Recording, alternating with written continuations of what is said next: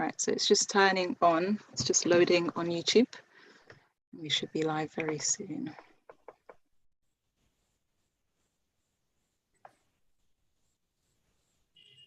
Okay, there we are. We're live. All right, so it's just turning on. It's just loading on YouTube. We should be live very soon.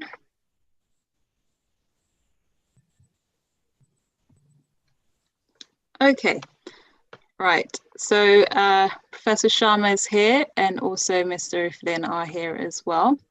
Just going to quickly check if there's anyone else in the waiting room. I don't think there's anyone else there. Okay, so we're going to get started. So I'm Delphine, I'm one of the events representatives at GASOC, and it's my pleasure to introduce you to the December edition of our journal club. So we usually do these sessions every 2 months where we discuss various journal articles which are to do with surgery, anaesthesia and obstetric regarding global surgery as well. So in this edition, we're going to specifically focus on surgical training. So we're going to have 2 articles and 2 presenters, and they're going to talk about different aspects of surgical training in the global realm as well.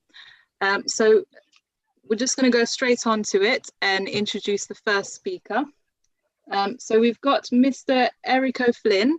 So he is he's the program director in the Royal College of Surgeons Ireland. So he's in charge of education, training and advocacy. And this is within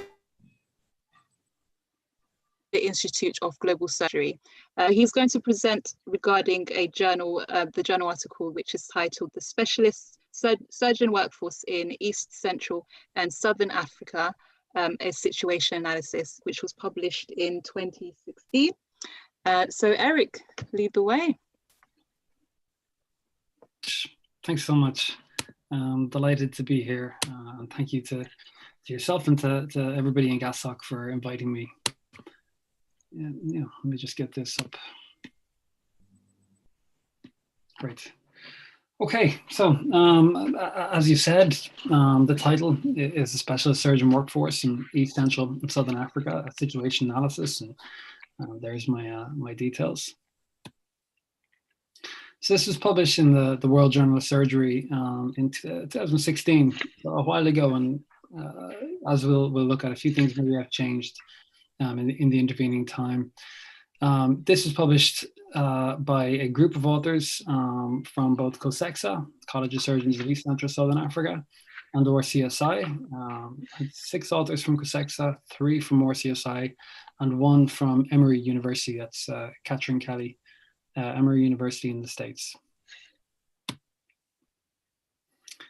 It's developed as part of the collaboration program between ORCSI and COSEXA, which is funded by Irish Aid. So a bit of background, and I think we're all probably familiar with these statistics, but taking from the Lancet Commission on Global Surgery, 93% of the population of sub-Saharan Africa doesn't have access to safe, affordable, timely surgical care. And in the Eastern Sub-Saharan African region, approximately 1,200 surgeries are provided per 100,000 population per year, which is far short of what is needed. And that's fundamentally the issue, is a lack of access to quality care. But what is the connection necessarily with the numbers of surgical providers that we count in this? Well, there are many causes, many reasons for this lack of access to surgical care. It's transportation, infrastructure, geography, culture, finance, and so on. And indeed, when we ask why are we counting surgeons, surgeons don't operate alone, they operate as part of a team.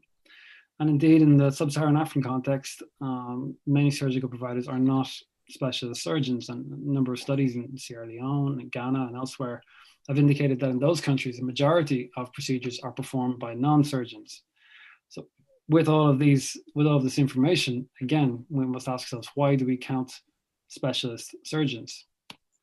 Well, fundamentally, the density of specialist surgeons, anaesthetists, and obstetricians correlates with both surgical volume, and surgical safety. Any model of surgical care, whether the surgery is being provided at a district hospital level by non-surgeon cadres or non-physician cadres, nevertheless, it still requires an adequate number of specialist surgeons, whatever adequate may be. So we need to know how many we have. The Lancet Commission plotted maternal survival against the number of SAOs, coined this term, surgeons and anesthesiologists and obstetricians per 100,000 population. And it found that there's an inflection point around about 20 SAOs per 100,000 that, if you can reach that number, outcomes seem to be acceptable and don't greatly improve as you progress to 40, 60, 100 SAOs per 100,000 population.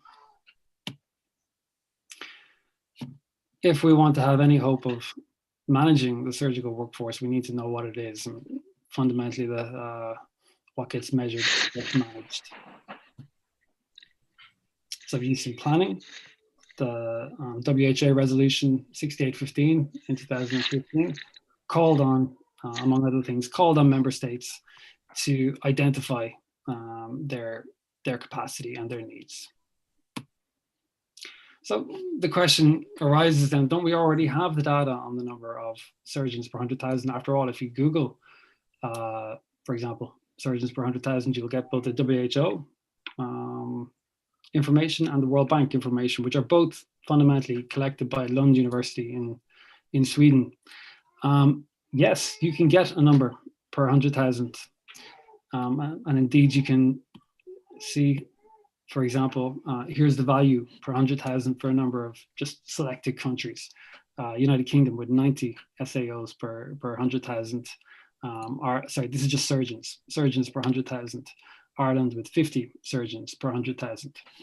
That's fine, that's there. There are a number of questions around how that number is actually derived, but it's supplied by national authorities, and there are possibly some issues around that. But nevertheless, we already have a number per 100,000 population.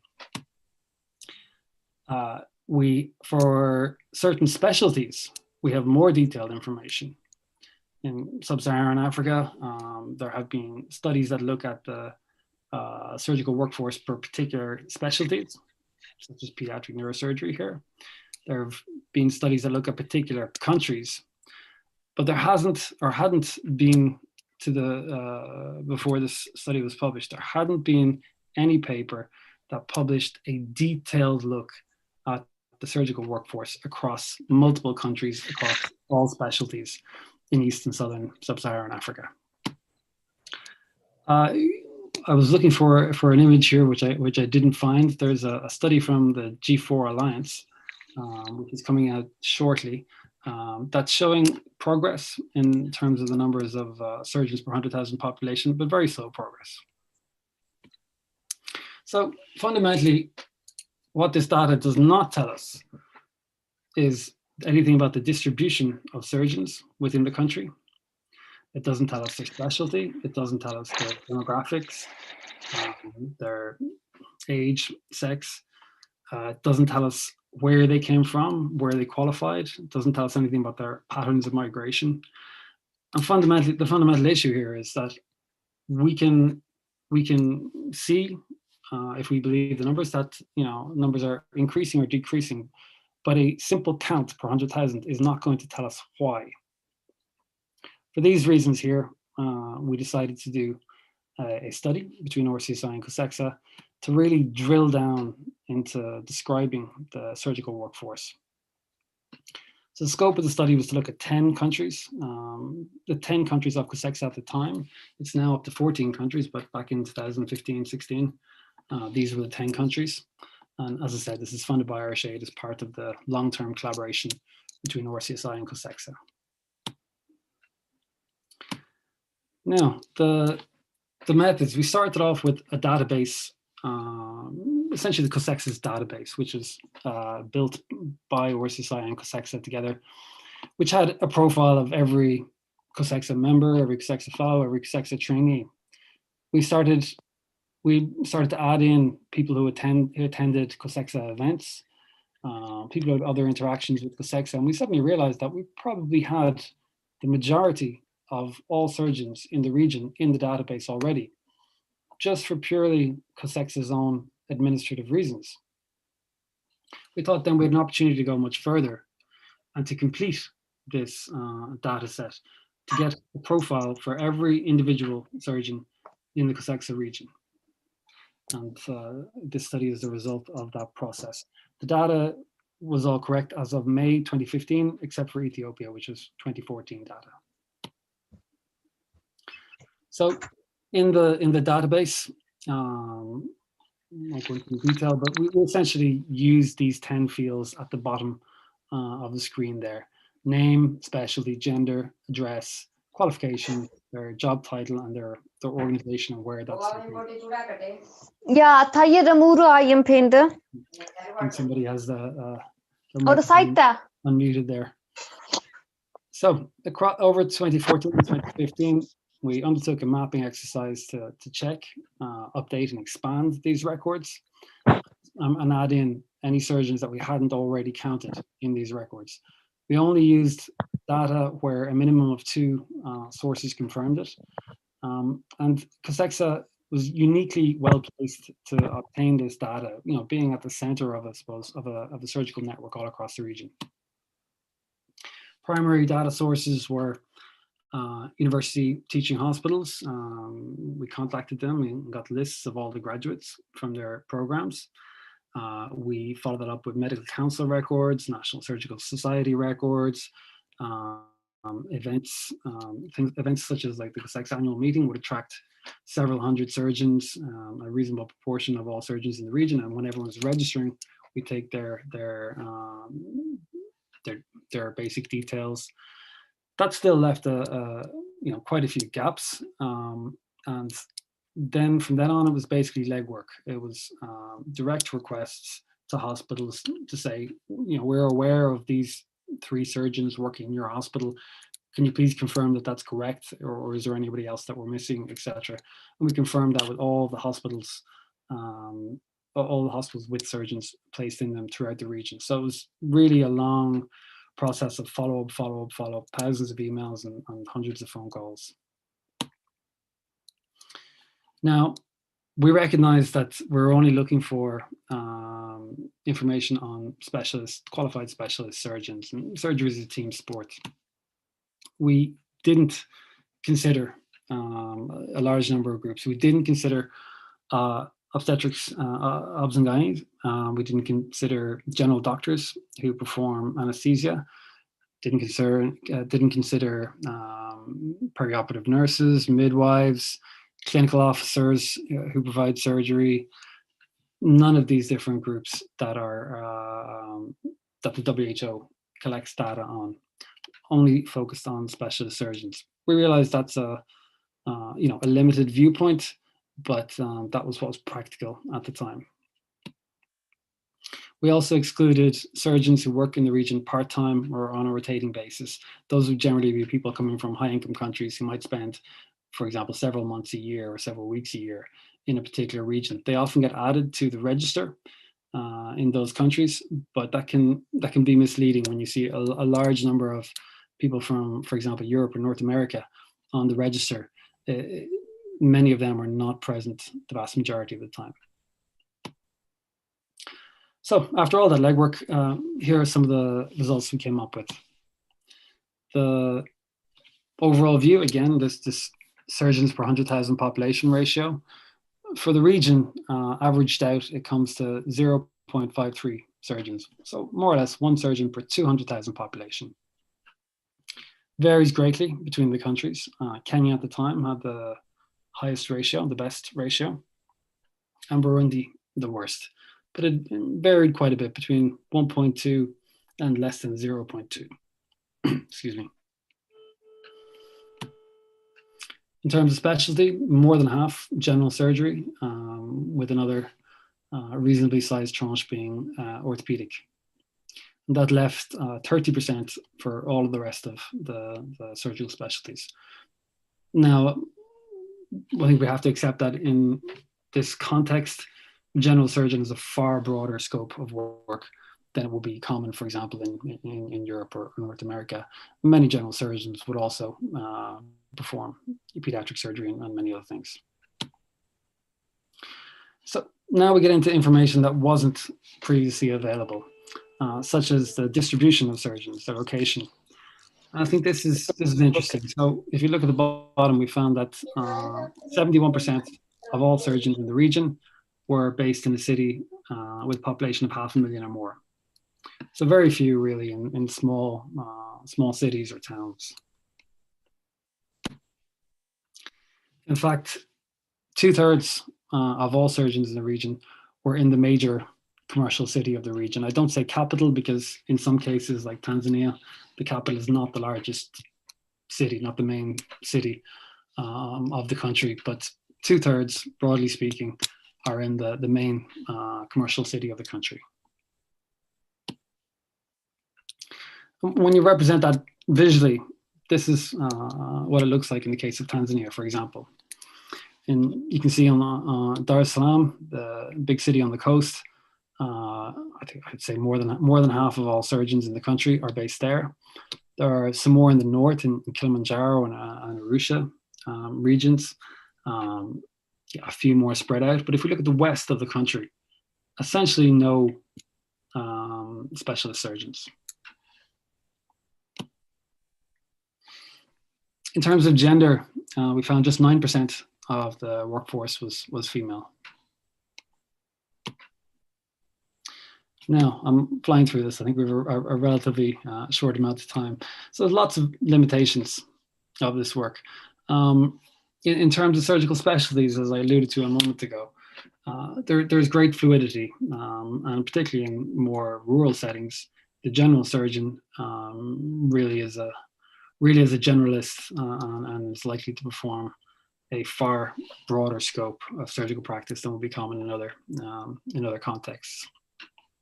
We weren't able, and we didn't really try to distinguish between public and private work. This is just essentially difficult information to find out, and we didn't think we would be able to get an adequate or a true breakdown of the surgeon's practice in public practice and in private practice. So we didn't even attempt to do that. Also, for surgeons in academic posts, we didn't attempt to quantify what percentage of their time was spent on clinical work and what on academic work. And I suppose an oversight was that we didn't collect the date of birth. This would have been useful for planning ahead, for predicting the workforce growth or in the future. And the fundamental limitation of any situation analysis such as this is that it's a snapshot in time. And even if it were 100% correct on the day the snapshot was taken, and frankly, it can't be, it will be incorrect the next day. Because people move, people retire, new surgeons graduate. It's a constant process, and it immediately becomes outdated. Some of the conclusions we drew from this, well, fundamentally, this is a baseline from which to work. If we're to have an intervention, we need to see that it has an impact on the workforce, and we're a long way from the targets. We think that distribution of surgeons has been overlooked to a large degree and deserves greater consideration. If we're to take an example like Mozambique, the vast majority of the surgeons in the country are based in the extreme south, in the capital, Maputo, which is thousands of kilometers from the north, where there are very few surgeons. And an opportunity, as much as a weakness, is that surgical training in the region has historically failed to attract female graduates. As is the case in other parts of the world, the undergraduate medicine is attracting an increasing number of women, and surgery really needs to make sure that it is an attractive career path for female medical school graduates in the region. I showed you very briefly a map. This was another way that we disseminated the information from that study, an interactive map. It's on the COSEXA website, and you can, I think if you also go to globalsurgery.com. I think you'll also see that. Also, this data set was the base for another study, because we now had an individual profile of every surgeon in the region. We could figure out the retention of surgeons in the region. So we followed up all the graduates from 1974 to 2013 to determine whether they were still in the region, still working in the region, still practicing there. And we found that a very large percentage were, hence the title of the paper there, The Brain Drain Myth, Retention of Specialist Surgical Graduates in East Central Southern Africa. Very high retention. Those who train in the region stay in the region. There's also a great opportunity here for longitudinal analysis. If we simply were to had a number of surgeons or a number per 100,000, and we compared that at another time in the future, we can see trends, increases and decreases, and that's fine, that's useful. But with an individual profile of every surgeon, such as we have here, we can track every surgeon over time and draw out trends in migration, trends in the production of new surgeons, and really see what is happening in the surgical workforce. So just as an aside, one major output of this study or linked to the study was the foundation of Women in Surgery Africa under COSEXA to really promote women in surgical training, surgical practice. This year, we've also done a very similar study with the College of Anesthesiologists of East Central Southern Africa, mapping the workforce of anesthesiologists in 8 countries in the region, and COSEXA was involved as a partner in that. And finally, I'm delighted that GASOC and COSEXA and Judy Mangawang from MoreCSI who we see on the call, are doing essentially a repeat of this situation analysis.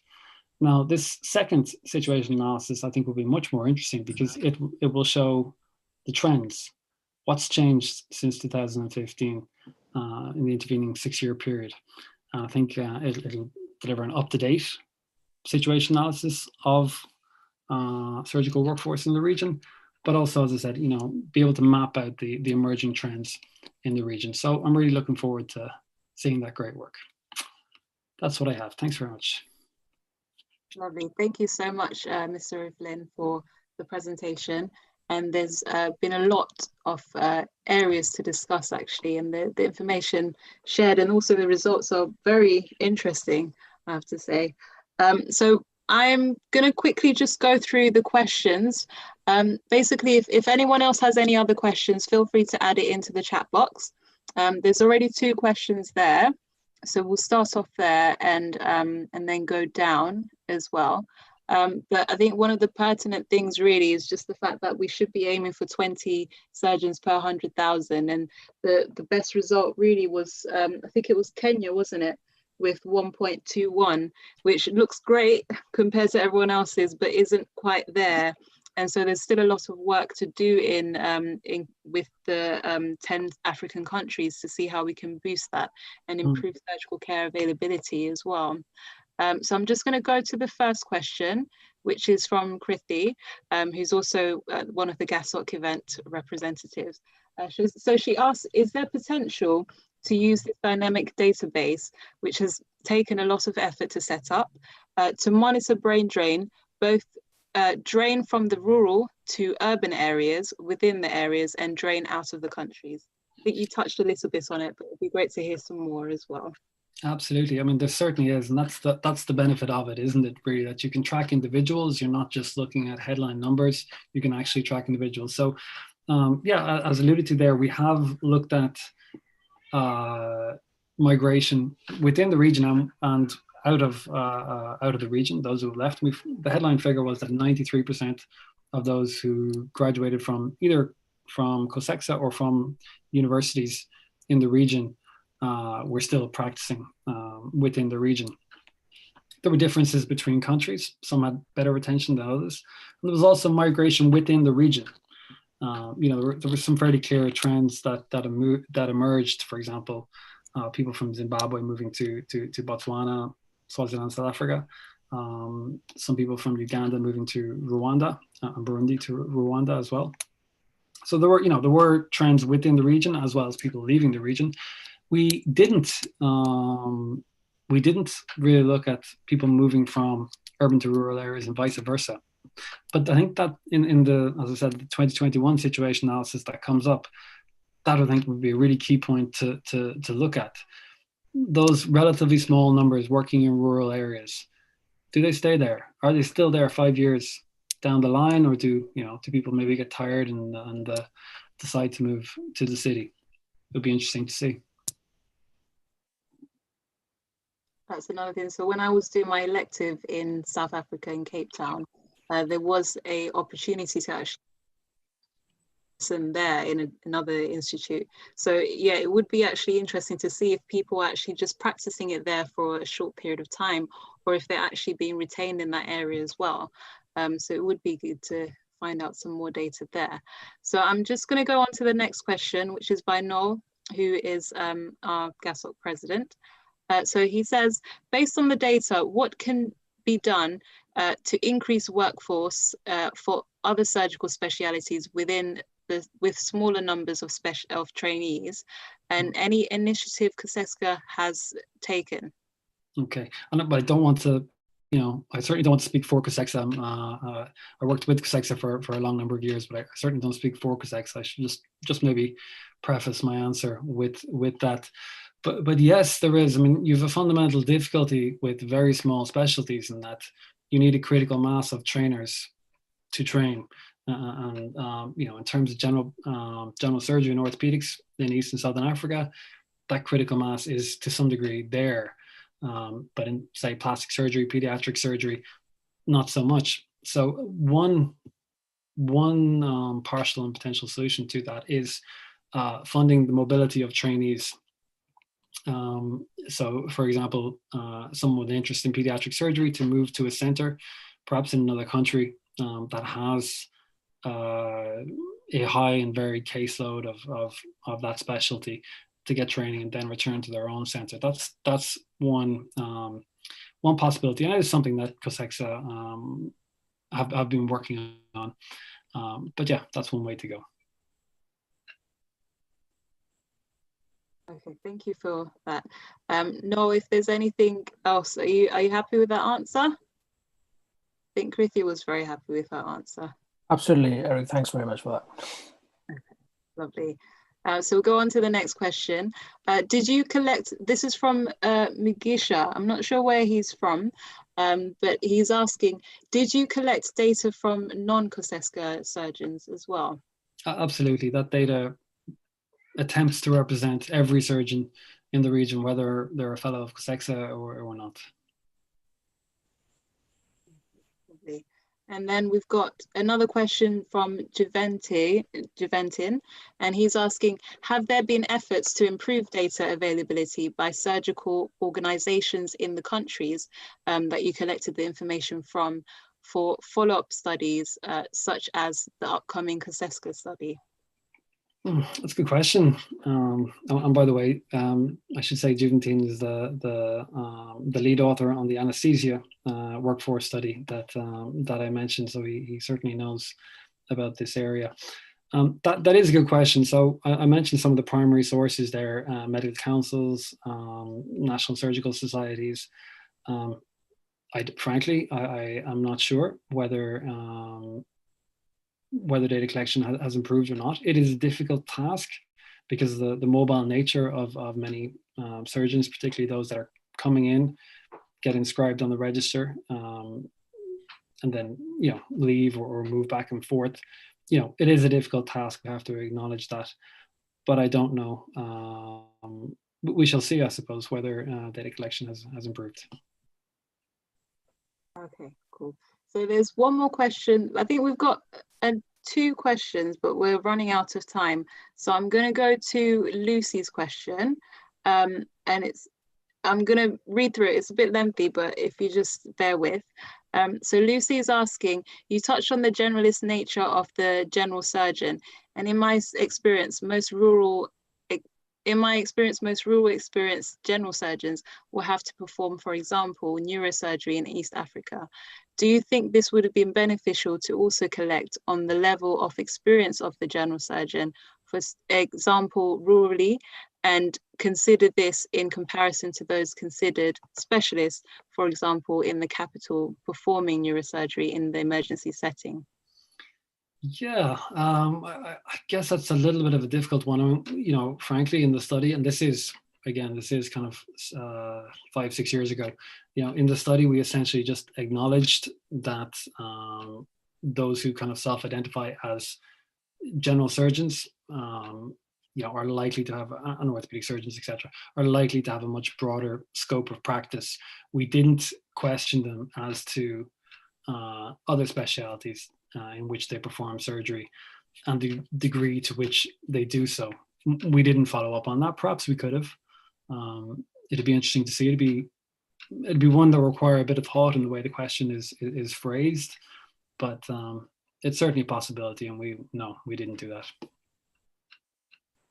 Okay, thank you so much for all your answers. So there's a few other questions, but feel free to respond in the chat if you can. And we're just going to go on to the next speaker. And Krithi, would you like to join me in the introduction for the next person? Thank you, Delphine. Hi, everybody.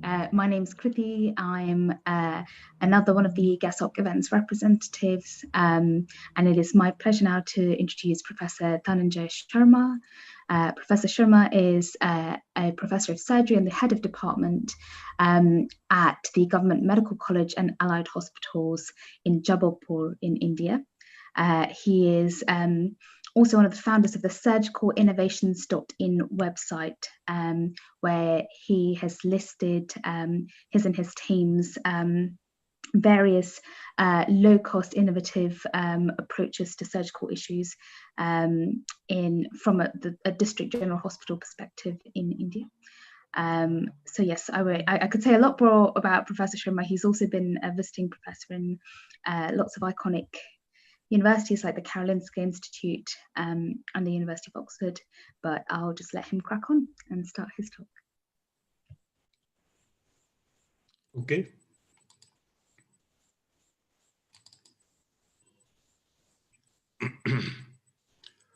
Hello, good evening.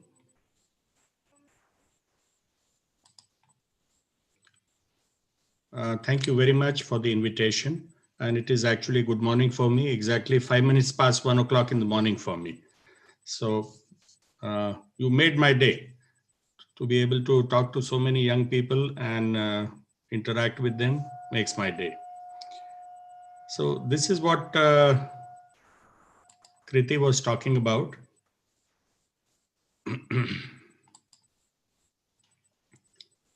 You can access, this is where I come from, exactly in the central India, exactly in the geographical center.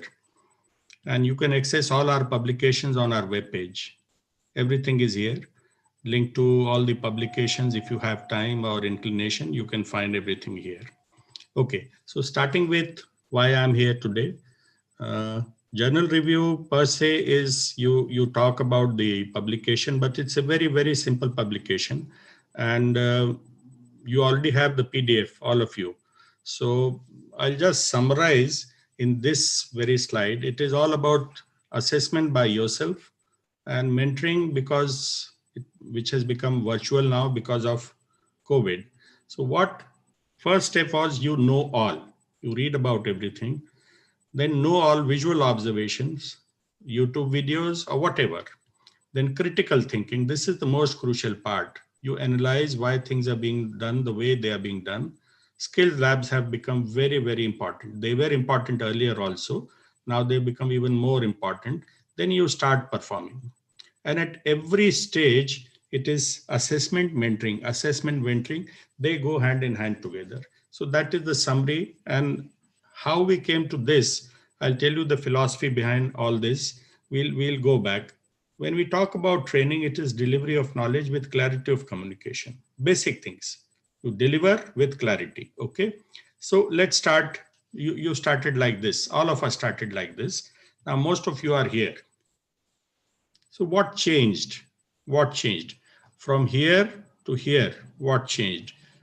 You became more motivated, more self-directed, goal-oriented, problem-centered, task-oriented, practical. You want relevant information. Now, if someone philosophizes, you start scratching your head. What is he talking about? Why is he saying all these things? My time is limited. Doesn't he know I have done a night duty? I am struggling to concentrate. Focus, man. Don't tell me all these things. So you want focused information because you have become goal-oriented. You have limited time, and that is what is adult learning. This is adult learning. You know what you want. When you are pursuing a degree like MS or MD in India, or a doctorate or a fellowship, what does it mean? It means you have learned how to learn. You are in charge. You can dictate.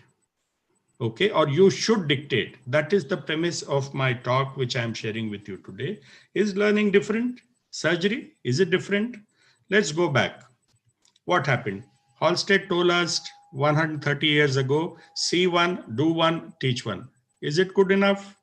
Today, maybe it was 100 of years ago, not today. You can't see one and start doing it the next day, and next day you start teaching one.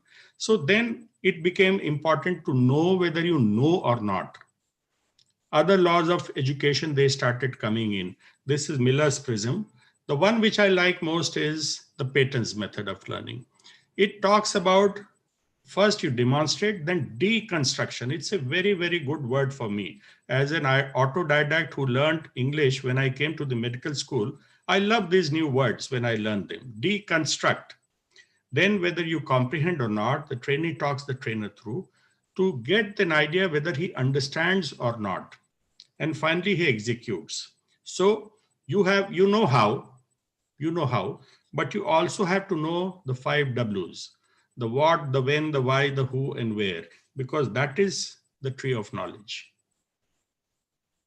Everything you have to know about that thing is where and why and when and why and what, how.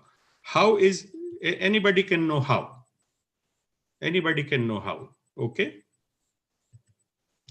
Education part is as important as is the training part, because I teach my students you have to become a good surgical intellectual as well as a good surgical technician.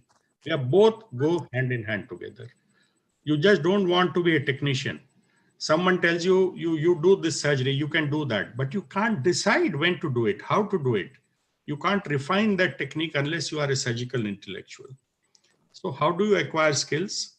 Age-old story. Any new skill you want to acquire, you have to go through 3 phases. Learn, practice, refine. Learn, practice, refine. Whether it is language, whether it is skill, whatever. Learn, practice, refine. Learn, practice, refine. There is no other way. And the best way of doing that was taught to us by Sushruta, one of the forefathers of Indian surgery and father of all modern plastic surgery. He was the first person who started simulation on inanimate objects. And when was that? Long ago, long time ago. Okay? He was the first person. They were operating on cucumbers, as you can see here. They were operating on inanimate dolls. It was done hundreds of thousands of years ago. So this is all what we have done, all have done. How to tie the knots.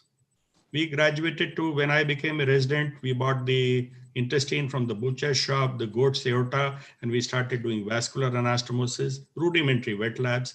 So basically, simulation gives you 5 steps to achieve any goal. You have a goal, motivation, immediate feedback, opportunity for repetition, and opportunity for refinement. So I will expand on this in my next slide. So what you are doing is you are planning, you are doing, you are checking, and you are changing as and when required. Every step is associated with self-assessment. From planning to execution, to checking, to changing, and again planning. Every step is self-assessment, which leads to improvement. So you are already in charge. You already know that you are in the driving seat because you don't want to be labeled as someone who suffers from this disease. Are you aware of this name? Hyposcylia. You don't want to be known as someone who doesn't possess the skills. Okay, so you practice, practice, practice. You have learned, you have practiced, and now you are refining. Okay, so you become skilled. So you become competent. Okay, but are you experienced? I'll just take one more minute to tell you that actual surgery is working under pressure. Those of you who are already operating as residents or registrars, you know this. Actual surgery is all about working under pressures. Very famous quotation, surgical atlases don't bleed. They don't bleed. The pictures look nice. When you dissect, you see the small branches coming out from aorta. They don't bleed. What about all these modern virtual reality training programs? They bleed a little bit, I'm told. I have never seen, but nobody is shouting in your ear. The patient's blood pressure is sinking. Come on, man, get out of that place. Nobody is shouting. My best friends are anesthetists, but when they shout, it is not pleasant when I'm operating. So nobody is shouting when you are having a simulation practice. Anybody seen this movie, Sully? I recommend this, Working Under Pressure. He's the person who landed that plane on Hudson when it took off from New York and the engines failed. Because he decided on the spur of the moment that he'll not be able to go back to the airfield. He had very limited time and he was investigated by the authorities. They all told him, you had enough time, you could have gone back to the airport when the engines failed. He said no, and he proved it. So it's a movie about this pilot Sully, when the plane, wow, how he landed and why he landed and how he was exonerated. Please see this movie. Wonderful, wonderful movie. So this is where we are today. You see, assist many, learn from the outcomes, do many with supervision, again learn from the outcomes, teach many with supervision, again learn from the outcomes. So self-assessment, self-assessment, self-assessment, every step of the way. Literally every step of the way. Even when you are teaching, somebody, you are assessing yourself and somebody is supervising.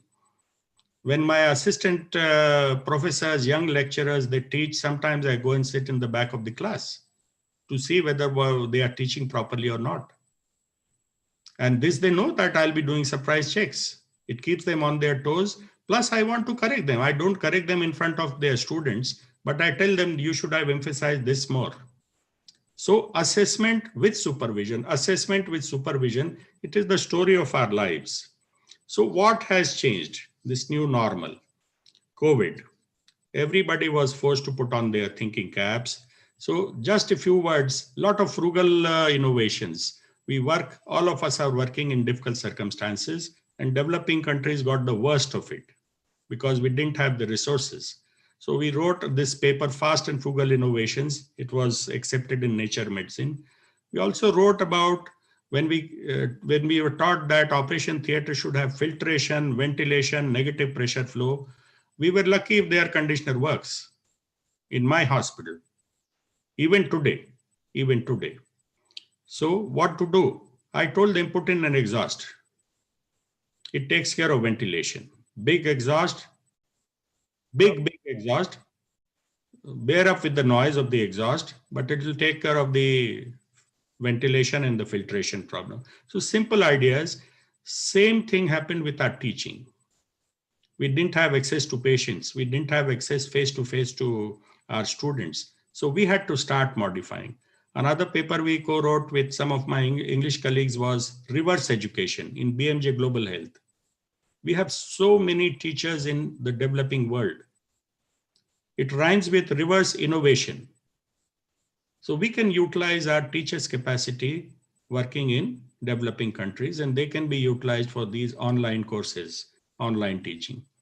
Then we started wondering what is happening to our own students, and we started getting their feedback, how the needs of the trainees are changing. And we conducted a boot camp and we asked them, what do you want? And they told us that we want to learn about some technical skills like burn wound dressings, open skin suturing, surgeon's knots. They were struggling. These were people who had just come in surgery for a 3 years master's course.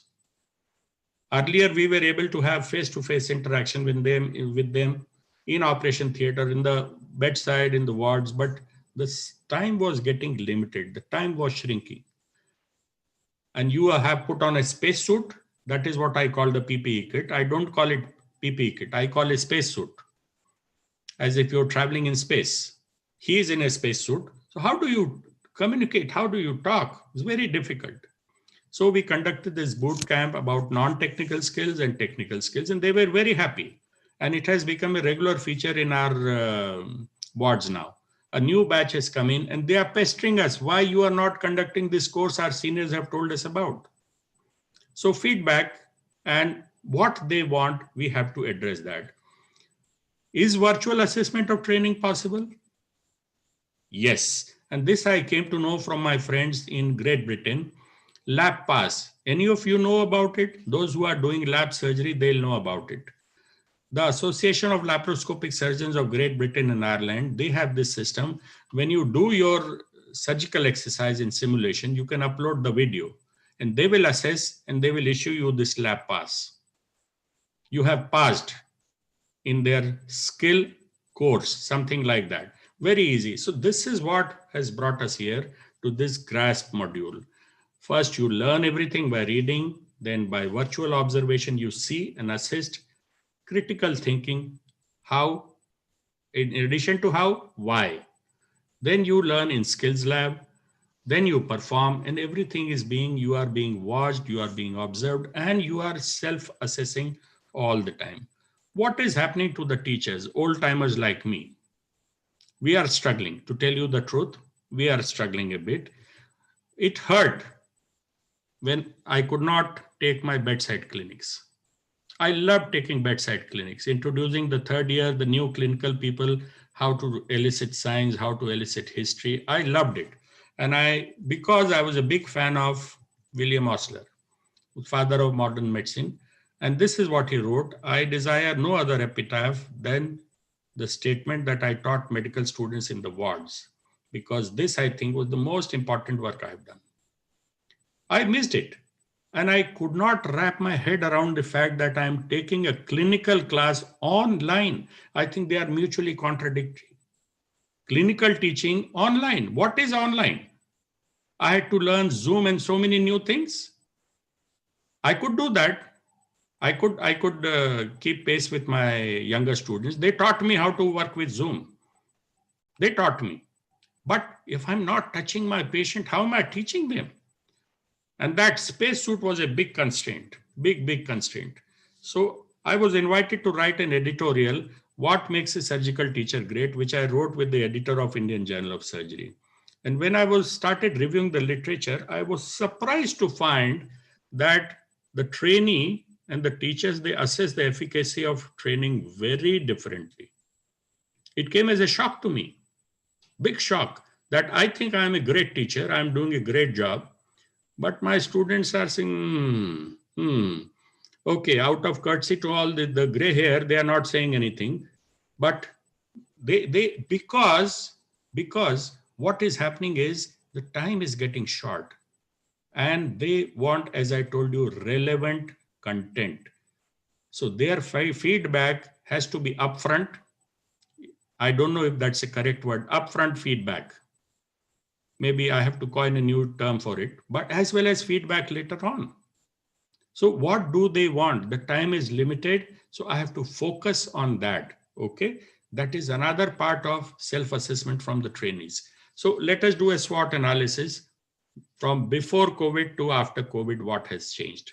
The weakness, we know, it has created a havoc, absolute havoc, loss of life, loss of economy, so many things. Strength is the research has taken off like a rocket. We have identified the culprit. Now we are on the verge of, I believe in UK, you have already started giving the vaccine. It is all over the news. Imagine developing a vaccine in 6 months' time. Wow. If that is not the strength, I don't know what it is.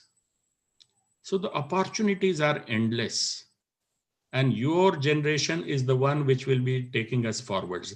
The threat is, if we don't learn now, we'll never learn. So what is happening? So many associations have started running their clinical classes online, in which one postgraduate from any medical school is going to make a presentation, which will be assessed by many teachers. This has become a standard feature. And the feedback led to change in time. They were doing it from 5 to 7 in the evening. The residents were not free. They were still taking their evening rounds. So they changed, they forced to change, and they changed the format also. So again, what is happening? Who is in the driving seat? The residents. They are deciding what is to be taught and when it is to be taught and how it is to be taught. So I love this phrase. The world is your oyster. You can do whatever you want. And this has been made possible by my new friends, Zoom, Cisco, WebEx, Microsoft Teams, my new friends. And that is why I'm able to teach now even places like Pakistan, Afghanistan. I was recently invited to take a lecture in Vienna Medical University. I'll be taking classes in Kathmandu universities. Many of these places I could not visit. My government will not give me permission to travel to Pakistan. We don't share the most friendly relations. You know that. Afghanistan, my family would never let me go. I have one of the invitations is waiting for last 2 years, but I'm there every week now, virtually. And today I'm with you. So this is what has changed. This is the opportunity we have to take. So you are in the driving seat. Please remember, it is up to you how to drive. Somebody is monitoring you, but you have to assume more and more responsibility. Okay. And that is my message. Seize the moment. You are in the driving seat. Thank you very much. Thank you very much, Professor. I think I have a lot of thoughts from that. And I think what immediately comes to mind is just in the UK, we've got an e-portfolio that all trainees need to fill out. And part of it is reflection. And often we tend to think of it as a very tokenistic thing to do. But I think the journey that you took us through about the theory of learning and the theory of teaching and assessment has been really, really helpful in putting that into perspective and actually thinking about how we can make it more useful for ourselves. Now, I know there are lots of questions, so I'll jump straight into it. We've got a question first from Jonathan, who is from Nigeria. And Jonathan asks, how did the local COVID rates affect the elective surgery rates in your hospital, in general surgery and other surgical subspecialties? Because Jonathan and his consultant colleagues are working on exploring it in Jos in Nigeria. See, initially the elective surgery stopped altogether. And we were only doing emergency work. But gradually we are working. See, half the wards went away to COVID patients. Most of our doctors are doing rotation duties there. The anesthetists are not available. You'll be surprised to know the anesthesia ICU has shut down because everybody is on duty in COVID wards. Because of the serious patient, they need to be monitored by the anesthetists who know about ventilation and all these things better than us. So we are working at about 30% of our capacity, but the emergency theater runs nonstop. Okay. And have you noticed any changes in your emergency theater numbers? Or they have gone through the roof because the private hospitals are not taking any patients because of the fear of COVID. I see. Okay. So the emergency work has trebled actually 3 or 4 times. Okay. And the next question is from Noel Araprayal, who is our president. And he says, how can the GRASP module be adapted for rural surgeons who don't have access to regular training or supervision, especially with increased demands on a single surgeon working in a rural healthcare setting? How can they stay motivated to learn and train? A lot of that comes from inside, actually. They are overworked and tired. I remember we were only 2 surgeons when I was young lecturer. We were only 2 surgeons on duty. So I was doing 3 nights a week. My colleague was doing 3 nights a week. At that time, the thought of learning something new was far from my mind. So I can understand the dilemma. But once you start operating, at spinal level, then probably you can start thinking how you can improve. It is not difficult. And now in India, at least, the coverage of internet is everywhere. So they can learn online. There is no limitation to that. YouTube videos to everything. There is no limitation to that. The only limitation is here in your mind. Do you think then there's potential, as you identified in the SWOT analysis, there is potential to use this virtual, the sort of burst of virtual training that has arisen from the COVID-19 pandemic to better support rural surgeons who previously have been isolated and overworked, as you said, just on their own? We have a great network. Postgraduate who passes from here actually never leaves the department. They stay in connection with us. And wherever they are in India working, maybe as a rural surgeon or working in a district hospital, or whether they have gone on to specialize into neurosurgery or whatever, they all remain in touch through a WhatsApp group. WhatsApp is wonderful. It's made life so easy. They'll share operative pictures. In the middle of the night, I'll get a phone call. Sir, I'm in difficulty. I'm struggling with this. What do I do? So telemedicine has been here in India forever. Long time.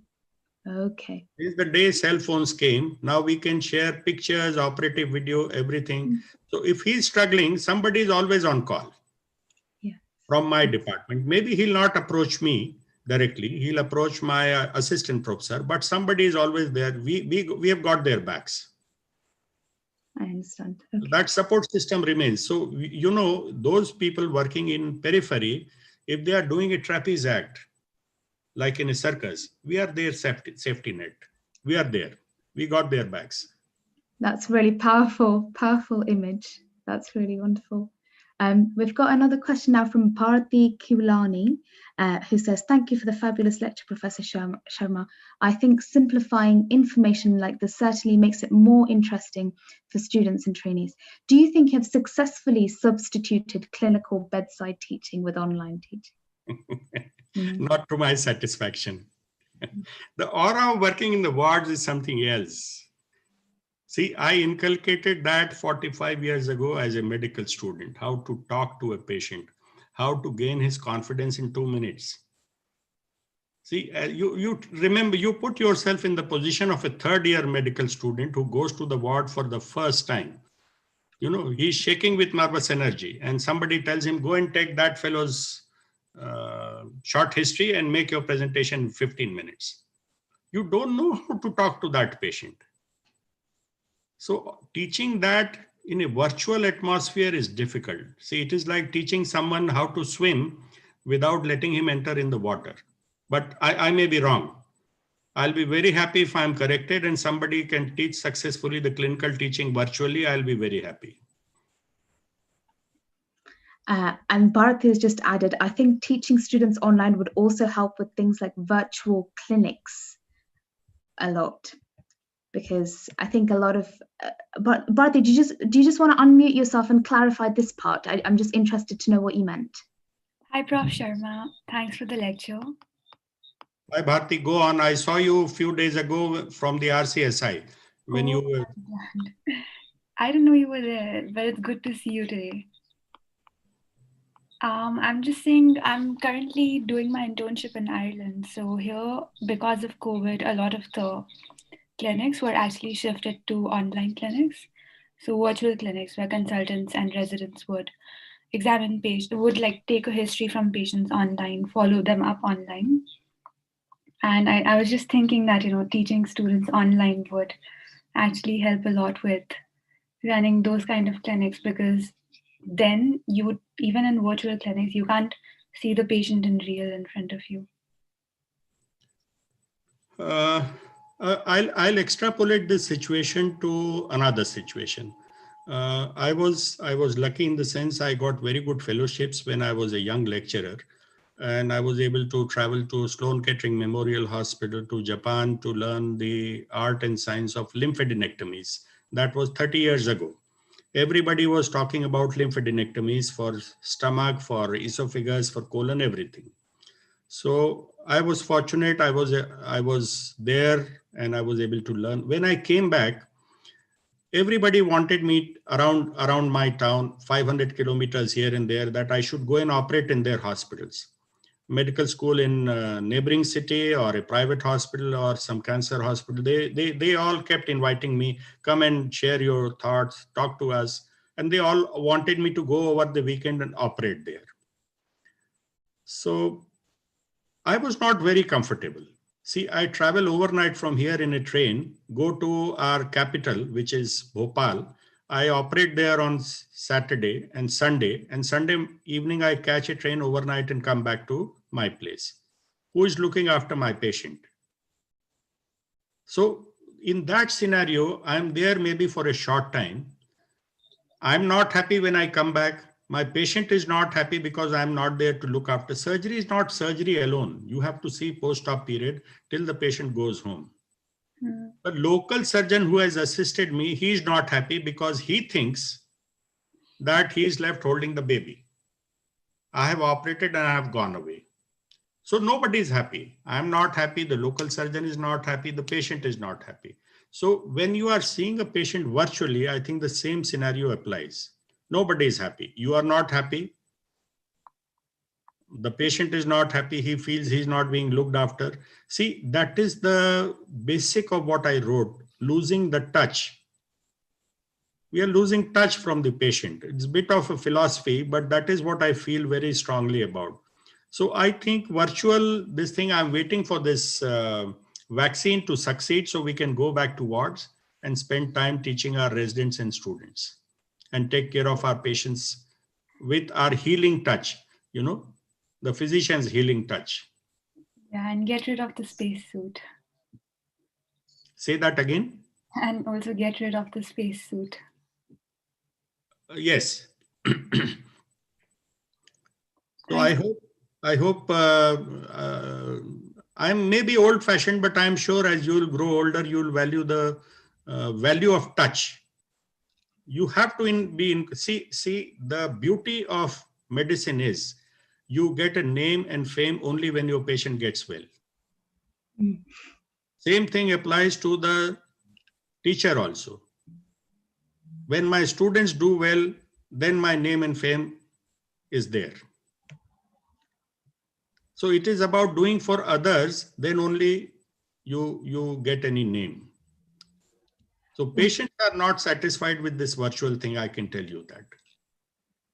I think that's been the general perception. There's been a lot of media coverage about patient dissatisfaction with telephone consultations in the UK as well, so that's added to the furore. We've just got one more question from Lucy Hupler again. Have any of your trainees/junior doctors been able to, or have they already accessed global webinars for teaching purposes that they wouldn't have done before the pandemic? And have they found them useful? See, most of the webinars are useful, but there is a fatigue now. Too many webinars, and everybody is fatigued. And but if you'll ask me if the webinars are good, yes, very good. And they are able to access from anywhere. I told you the internet connections are now so good, and everybody, they are even in the wards when they are doing duty, they are watching these webinars on their cell phones. So the amount of information is unbelievable. And if you'll permit me to say, I'll just put one more sentence, the difference between knowledge and wisdom. The younger people are now overloaded with knowledge. They don't have time to distill that knowledge into wisdom. They are being bombarded with webinars. Bombarded. Everybody is fatigued. You call it Zoom fatigue or internet fatigue or whatever.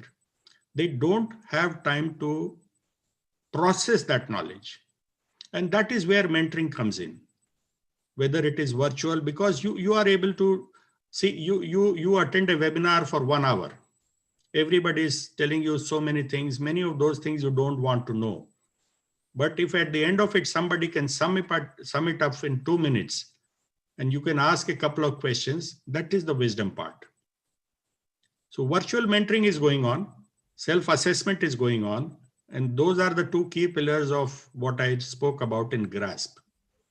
Thank you so much, Professor No. Thank you very much for your tour de force of the principles of training and learning. I think we've all taken quite a lot away to reflect on, both literally and metaphorically. And I'll now hand back over to Delphine to lead the rest of the Journal Club. So we're just going to close off by discussing the two together. If there's any questions that we want to just quickly ask about just training in general, I'd say in India and also in GASOC region. So I just wanted to quickly just say that, you know, it's very important to make sure that the surgical trainees have a way to learn and to improve their learning as well. And this framework is very useful. I think with the UK, we do have the portfolio, and then we can actually be able to use this practice. I think we're already kind of doing something similar to that, but it's also good to have something that we can utilize in other countries that is a framework that can be used elsewhere. And it's also important to make sure that these trainees are learning, they're growing, and that the numbers continue to increase, particularly as we're really understaffed, particularly in the 10 African countries. So if there's any statements that anyone wants to make or questions regarding training, both in the GASOC region or in India or teaching related, please do just let us know, and would be happy to just do some final answers before we close things off. Any questions left? I think Mr. Flynn was able to answer a few of the questions as well, which was really good through the chat. So that helped as well with the timing. But any other comments at all? I'm just interested. Oh, sorry. Yeah, just a moment. Please let everyone have my email if they want any questions or anything. I'm available to everyone. No issues. My email can be shared with everyone. Thank you, Professor. I'll just type it here. I just wondered actually, because we have some, I think we have some trainees from the, and consultants, sorry, from the GASOC region. Following from what Professor Sharma said, how has telemedicine been used in GASOC countries? Has it been prevalent before the pandemic? Have you had WhatsApp groups to sort of, you know, discuss difficult cases and things? And is it still proving to be helpful in the during COVID times?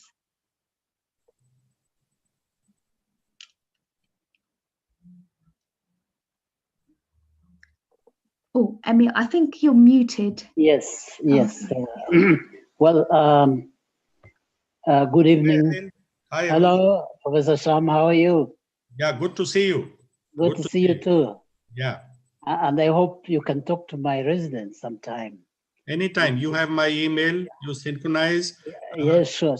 It is 1:45 in the morning for me, so I can teach even in my sleep, no issues. Thank you. How are you, Eric? Very well, thank you. Good to see you. And Deidre, how are you? I enjoyed your presentations, and I think what the question you have just asked about the utilization of telemedicine, it's it has been very, very helpful. Even before COVID, we use a lot of WhatsApp, as Professor Sharma said.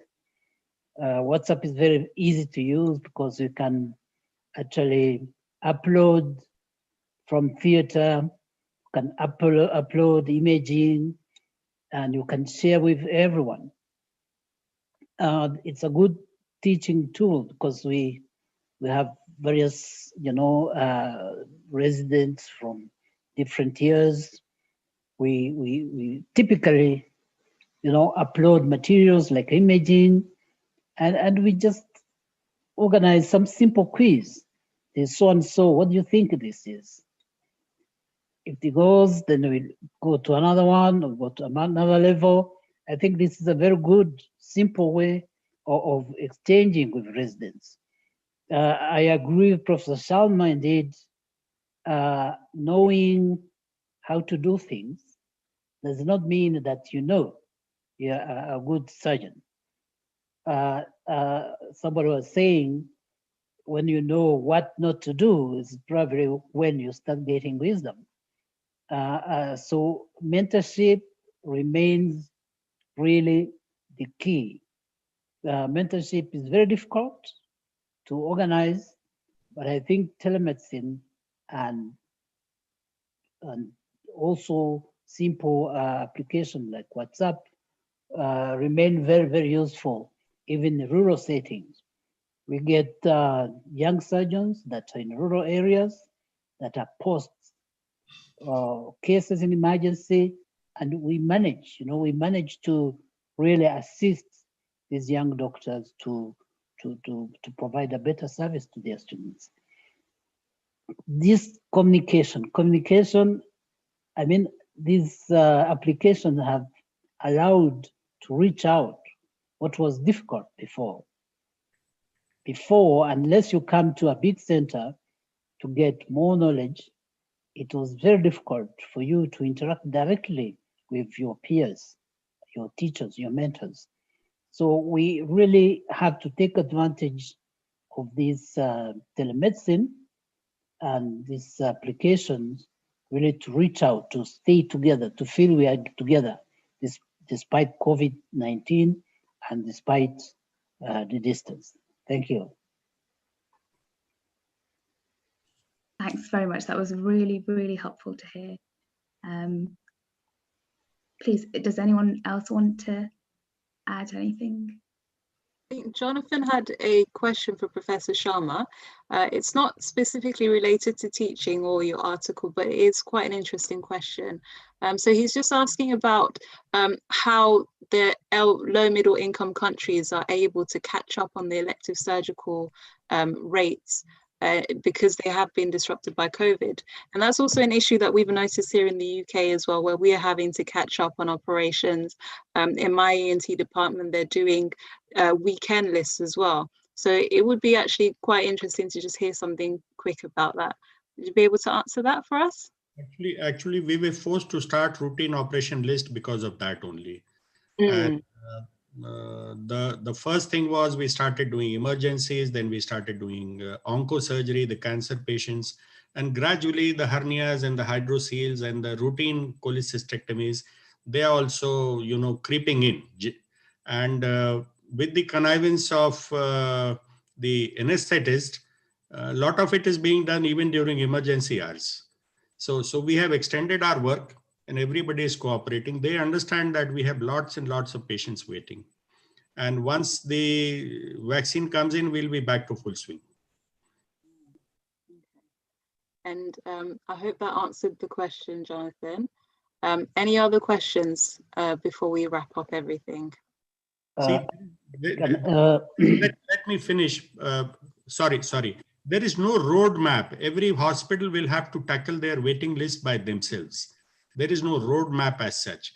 It's a different social structure. With NHS, you have different rules. Here in India, we have different rules, more relaxed sometimes.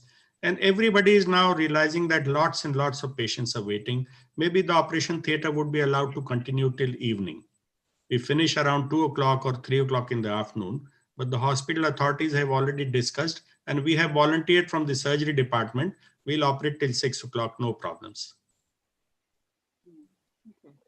I would add something. The hospital I work on is specialty hospital. So we did not stop any elective. We continued as before. Of course, a few nurses and surgeons came back positive. Fortunately, all of them survived, but we have no evidence that they actually got infected from operating theater. So we did not really stop. We continued as before. We have seen a small decrease in numbers, but mostly due to patients. Patients feared to get infected in hospital. But we have not really seen any significant difference in terms of infection for the staff. Of course, we've been a little bit careful about the patient that we admit for surgery. We test them. When they become positive, we postpone them. But we don't test surgeons and nurses. So that's what we do. So we we have really no hard evidence to make us do otherwise. The reason we limited our operation list during routine hours was because our anesthetists went away for COVID duty. Yes, yes. That is our problem. The surgeons are there. Number of my consultants are doing COVID duty in rotation, but we have enough hands to conduct routine operation theater full list, but the number of anesthetists has dwindled down. Sure.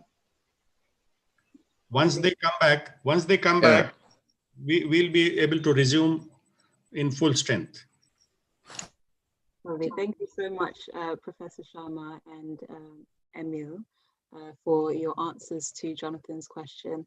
It's provided quite a good insight, actually, and it's very different from how it is here in Kent as well, or in the UK in general, where we're actually cutting down elective lists and not really trying to catch up as well, again, a bit later on before the wave gets hard. So basically, we've been able to talk about surgical training, about learning that you're supposed to have as well, and it's been very interesting hearing the theory of it and what makes it effective learning experience, and also just about the workforce in the 10 COSESCA countries. So it's been a very interesting discussion, and also this is something that we have a passion for at GASOC, where we're trying to advocate for more SAO workers within surgery, obstetrics, and gynecology, and also anesthetics. And so we're going to have more events, more times for discussion in the coming future, and we'll let you know through our membership as well. So if you would like to join us, then do send us an email. So you would have got the link for the registration. So if you can just reply just to say if you would like to be a member, and then we can just keep you in touch, in the loop with the future events that we have. So thank you so much for joining us.